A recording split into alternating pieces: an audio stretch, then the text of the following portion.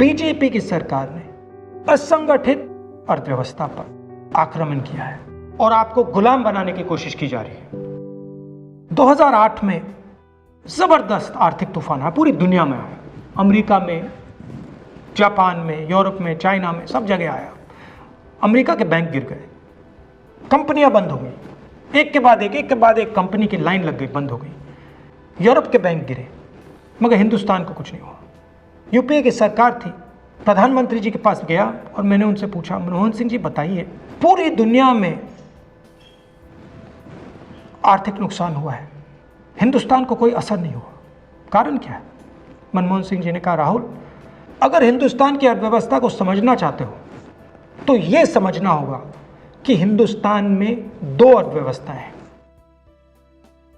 पहली असंगठित अर्थव्यवस्था और दूसरी संगठित अर्थव्यवस्था। संगठित अर्थव्यवस्था में बड़ी कंपनियां, नाम आप जानते हो। असंगठित अर्थव्यवस्था में किसान, मजदूर, छोटे दुकानदार, मिडिल साइज कंपनीज। जिस दिन तक हिंदुस्तान का असंगठित सिस्टम मजबूत है, उस दिन तक हिंदुस्तान को कोई भी आर्थिक तूफान छू नहीं सकता। अब आज के दिन आते हैं। पिछले 6 साल से बीजेपी की सरकार ने असंगठित अर्थव्यवस्था पर आक्रमण किया है। 3 बड़े उदाहरण तो मैं आपको अभी दे देता हूं। नोटबंदी, गलत जीएसटी और लॉकडाउन। आप यह मत सोचिए कि लॉकडाउन के पीछे सोच नहीं थी। यह मत सोचिए कि गलती से आखिरी मिनट पे लॉकडाउन कर दिया गया है। इन तीनों का लक्ष्य हमारे इनफॉर्मल सेक्टर को खत्म करने का है।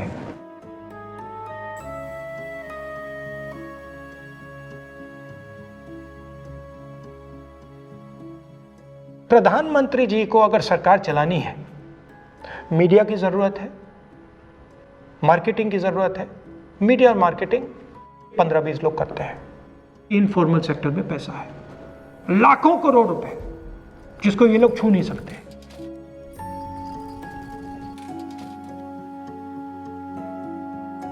इसको ये लोग तोड़ना चाहते हैं, पैसा लेना चाहते हैं। इसका नतीजा आएगा।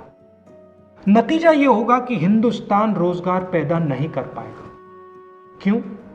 क्योंकि इनफॉर्मल सेक्टर 90% से ज्यादा रोजगार देता है।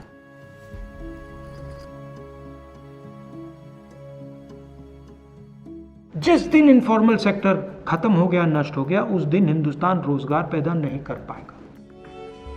आप ही इस देश को चलाते हो, आप ही इस देश को आगे ले जाते हो, और आपके खिलाफ साजिश हो रही है। आपको ठगा जा रहा है और आपको गुलाम बनाने की कोशिश की जा रही है। हमें इस आक्रमण को पहचानना पड़ेगा और पूरे देश को मिलकर इसके खिलाफ लड़ना पड़ेगा।